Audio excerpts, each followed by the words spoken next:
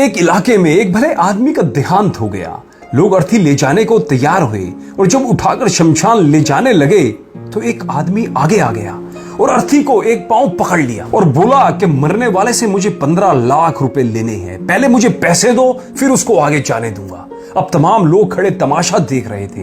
बेटों ने कहा कि मरने वाले ने हमें तो कोई ऐसी बात नहीं बताई कि उन्होंने किसी को 15 लाख रुपए देने थे, इसलिए हम कोई 15 लाख आपको नहीं दे सकते। मृतक के भाइयों ने भी कह दिया कि जब बेटे जिम्मेदार नहीं है तो हम क्यों दे, हम तो भाई हैं। अब सारे लोग खड़े होकर ये तमाशा देख रहे थे और उसने अर्थी पकड़ी हुई थी। जब काफी देर गुजर गई तो बात घर की औरतों तक भी पहुंच गई। मरने वाले की इकलौती बेटी थी। जब ये बात उस बेटी ने सुनी तो वो फौरन अपना सारा जेवर उतारकर और अपनी सारी नकदी रकम जमा करके उस आदमी के लिए भिजवा दी और कहा कि भगवान के लिए ये रकम और जेवर बेच के उसकी रकम रखो और मेरे पिताजी की अंतिम यात्रा को ना रोको। मैं मरने से पहले आपकी बाकी रकम का जल्द से जल्द बंदोबस्त करके आपको भिजवा दूंगी। अब वह अर्थी पकड़ने वाला शख्स खड़ा हुआ और सारे लोगों से मुखातिब होकर बोला, असल बात यह है कि मरने वाले से 15 लाख लेना नहीं बल्कि उनके 15 लाख मुझको देना है और उनके किसी वारिस को मैं नहीं जानता था तो मैंने ये खेल खेला।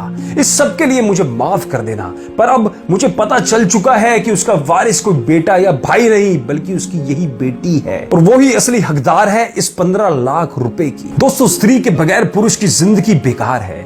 उसे हमेशा एक स्त्री का साथ चाहिए, फिर वो चाहे मंदिर हो या संसार। कैसे, आइए बताता हूं। मंदिर में कृष्ण के साथ राधा, राम के साथ सीता, शंकर के साथ पार्वती। सुबह से रात तक मनुष्य को अपने हर काम में एक स्त्री की आवश्यकता होती ही है। पढ़ते समय विद्या, फिर लक्ष्मी और अंत में शांति।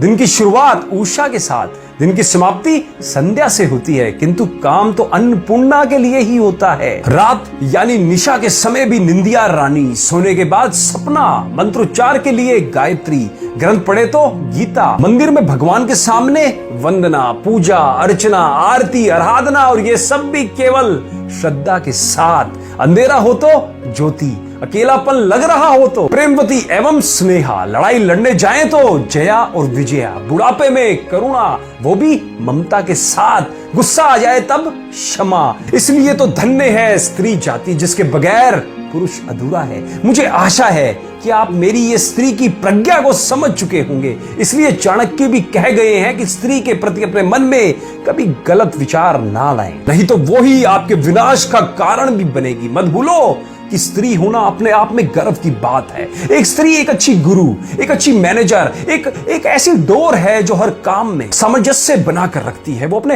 अंदर एक जीवन को संजोती है। एक वही तो है जिसके अंदर जिंदगी बढ़ती है। बाकी माँ के गर्भ से बाहर आने के बाद साल दर साल जिंदगी कम ही होती है। शास्त्रों में भी लिखा है, यत्र नार्यस्तु पूज्यन्ते रमन्ते तत्र देवता, अर्थात जिस कुल में स्त्रियों का आदर है वहां देवता प्रसन्न रहते हैं। मैं तो हमेशा ही कहता हूं कि खुशकिस्मत हैं वो जो कि बेटी के बाप हैं। उन्हें भरपूर प्यार दें, दुल्हार करें और यही व्यवहार अपनी पत्नी के साथ भी करें क्योंकि वो भी किसी की बेटी है और अपने पिता को, अपने घर को छोड़कर आपके साथ पूरी जिंदगी बिताने आई है। उसके पिता की सारी उम्मीदें सिर्फ और सिर्फ और सिर्फ आप पर हैं। अगर आपको भी ये बेटी की हार्ट टचिंग स्टोरी अच्छी लगी हो तो कमेंट के माध्यम से हमें जरूर बताइएगा। आप और भी मोटिवेशनल वीडियोस को देखना और सुनना चाहते हैं तो आप बिल्कुल सही जगह पर हो। यहां आपको इस चैनल प्रवीण जैन कोचर में मिलेंगे प्रेरणादायक लाइफ चेंजिंग वीडियो जो आपको अपने जीवन में आगे बढ़ने की प्रेरणा देंगे। तो सोचे नहीं, आज इस चैनल को सब्सक्राइब कर बेल आइकन को जरूर दबाएं। अगले वीडियो में फिर मुलाकात होगी। धन्यवाद।